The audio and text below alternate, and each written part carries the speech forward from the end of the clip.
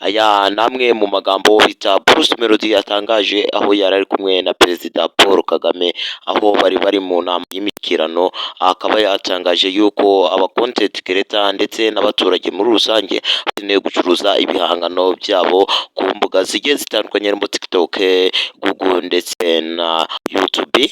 Bavuga yuko mu gihugu cyacu cy'u Rwanda nk'aba content creator bakora kuri TikTok barabizi, TikTok yo mu Rwanda ntago ihemba,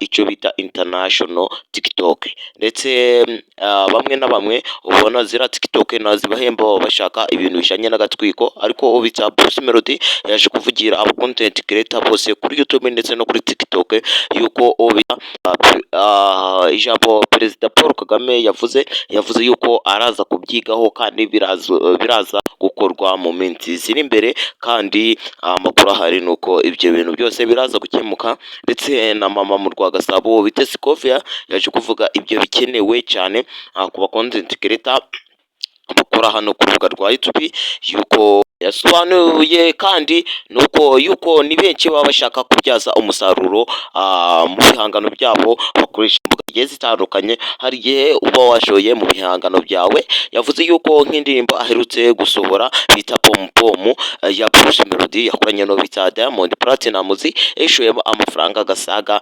miliyoni 135, kandi yavuze yuko gazayigarura kandi mu gukoresha itaramo ndetse n'ibindi bihangano bigiye bitandukanye. Yavuze yuko kandi muri Leta Zunze Ubumwe za Amerika yo gufungura video y'umuntu, hari igihe bamamajeho video y'umuntu ugasanga amafaranga afunguye iyo video gese gamushaho kabisa cyane cyane. Ndetse no mu gihugu cy'u Rwanda hari igihe ugiye nko gufungura video y'umuntu ukabona haje akantu kari kugenda, kari akantu mukunze kukabona nka video y'umuntu ateye ukanzeho wo mu kindi gihugu kigiye gitandukanye, harimo cyane cyane mu bihugu bigiye bya Amerika kandi mu bindi bihugu bikunze kubaho.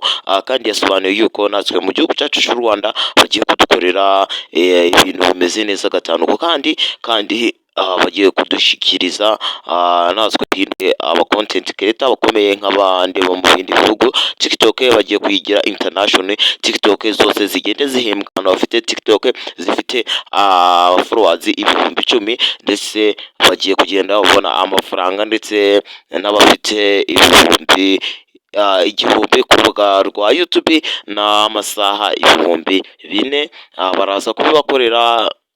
Waba uzi umuntu urabikubasha kubigukorera, ubungubu biri gukora mu minsi ziri imbere baraba batangiye kurya amafaranga. Ubundi twabanzaga gukora icyo bita monetiza ku rubuga rwa YouTube, bamwe na bamwe n'ibikunde ugasanga kandi muri Leta Zunze Ubumwe za Amerika ibanye n'umusoro ndetse n'ibindi bintu bigiye bitandukanye. Nimba urabona ibihumbi bisaga miliyoni 10 z'amanyarwanda, ugasanga baguciye umusoro wa miliyoni zirenga 7, ugasanga ubonye amafaranga makeya cyane ku bahanzi bahombaga bashoye ibihangano byabo amafaranga menshi.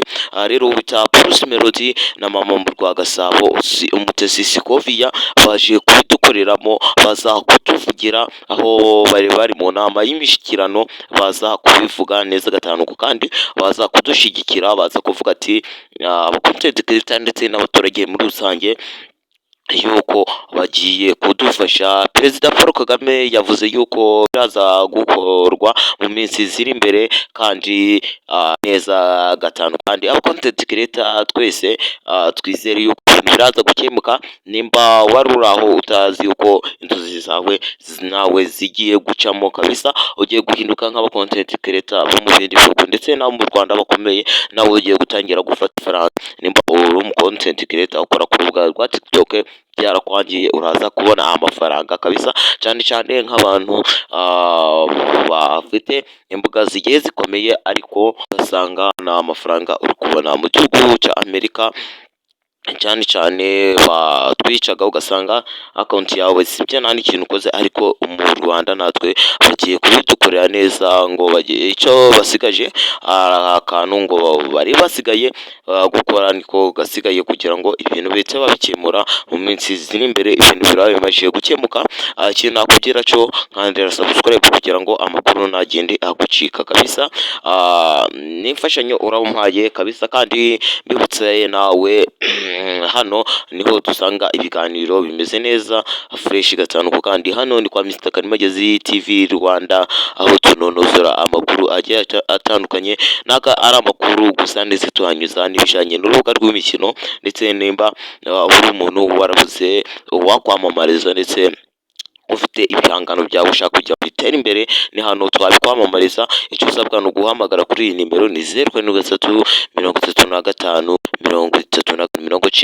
93 ubundi ibikorwa byawe bikazamuka neza. Turi kwamamariza ku rubuga rwa TikTok, YouTube, Instagram ndetse na Facebook, hose tugenda tubikunyurizaho gatanu ku kandi kugira ngo ibintu bigende neza gatanu ku kandi. Ndagushimira wowe subscribe nawe utari wayikora, ni iby'agaciro wayikanda ubundi ibintu bikagenda neza, kandi subscribe nurangiza ufungure inzogera maze ibintu bigende neza gatanu ku kandi. Iyi nama y'imishikirano yari igamije guteza imbere igihugu ndetse na content creator muri rusange, kandi urubyiruko narwo rukeneye gutera imbere rugucuruza ibihangano byabo ku mbuga zigiye zitandukanye. Aho tuzahurire mu bindi biganiro bigiye bitandukanye. N'umuntu Karimagezi, ndabakunda gatanu ku kandi.